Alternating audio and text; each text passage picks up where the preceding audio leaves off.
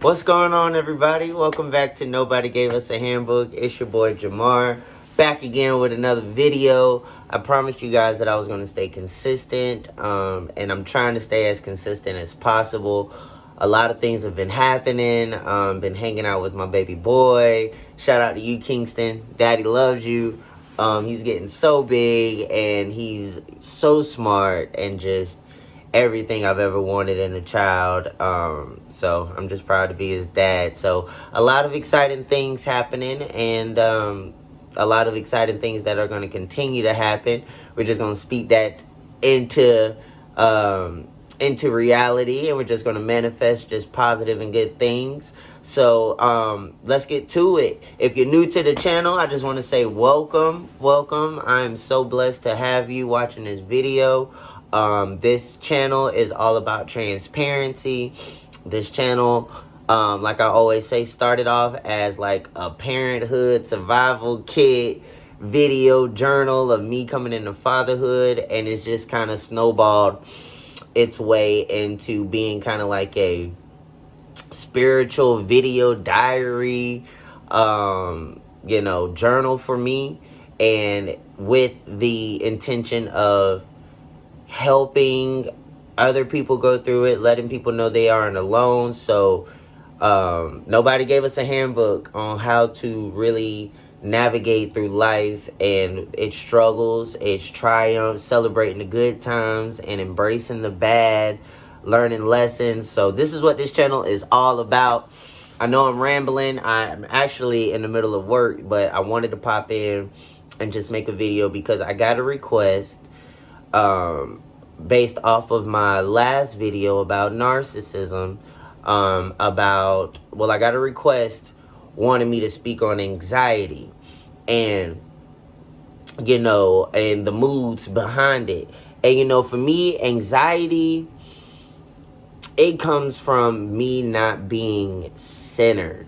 When I'm shaken up, when I'm rattled, and that has been honestly happening a lot lately. That's when my anxiety develops. When I have a lot going on that I feel like is out of my control, that's when my anxiety tends to be at an all-time high. So with me acknowledging these patterns, I've learned to just start developing a routine.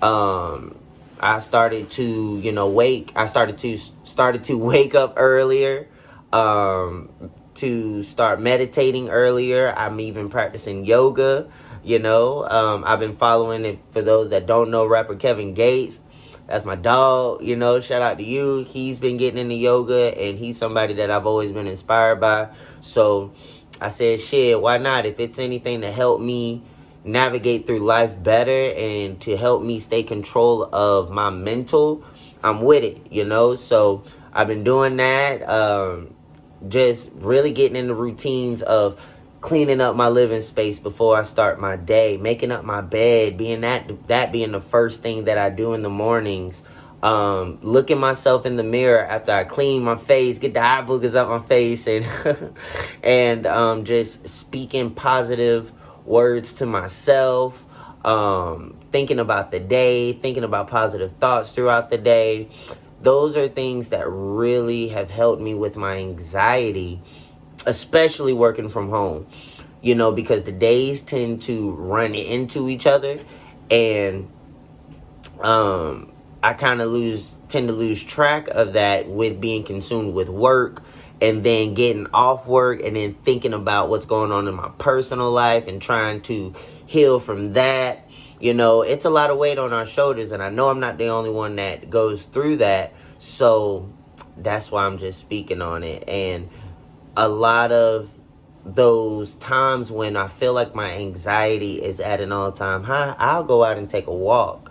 Especially with me working from home, I definitely have started enjoying getting fresh air, taking my shoes and socks off, getting in some plush grass, remaining grounded, just keeping my head up to the sky, meditating, manifesting, even if it's in your mind, because we can be doing something, like say for instance I work from home, so we can be doing something and my mind will be totally elsewhere, totally on the things, the issues that I'm facing, thinking about my child, and thinking about the different dynamics in my life, to where I have to remind myself to breathe, become centered, and just stay in the present moment. We can't go back and change the past, and we can't do anything for the future besides be at our best in this present moment. And that's a gift within itself. And I just tend to see it as such, just so I can remain positive. And yeah, that's just some ways that I control my anxiety. I also have been practicing breathing exercises.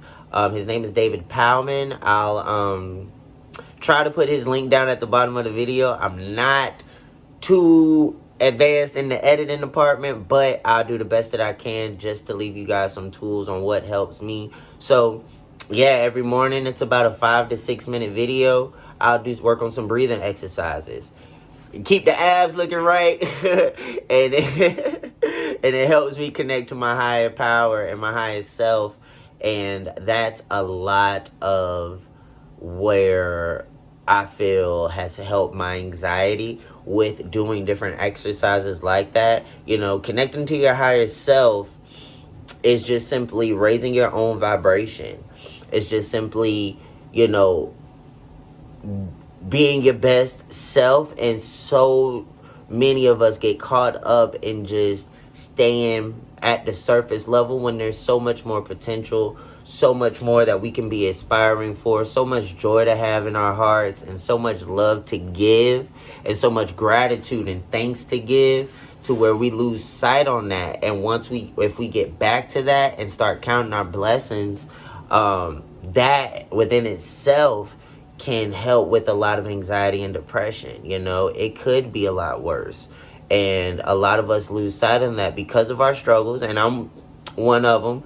But because of our struggles, and because of everything that's feeling like it's happening to us all of a sudden, we tend to lose sight on what we're actually grateful for. We tend to stop thinking of the positive aspects of every situation, because everything that feels negative does have a positive outlook, whether it's teaching you a lesson or it was a blessing. You know what I'm saying? So just staying focused on that, and just striving to just have a positive day. A lot of us are working from home, so that right there within itself is a hassle, because not only are you working in the same house that you're running a household in, you have all of this other personal stuff going on.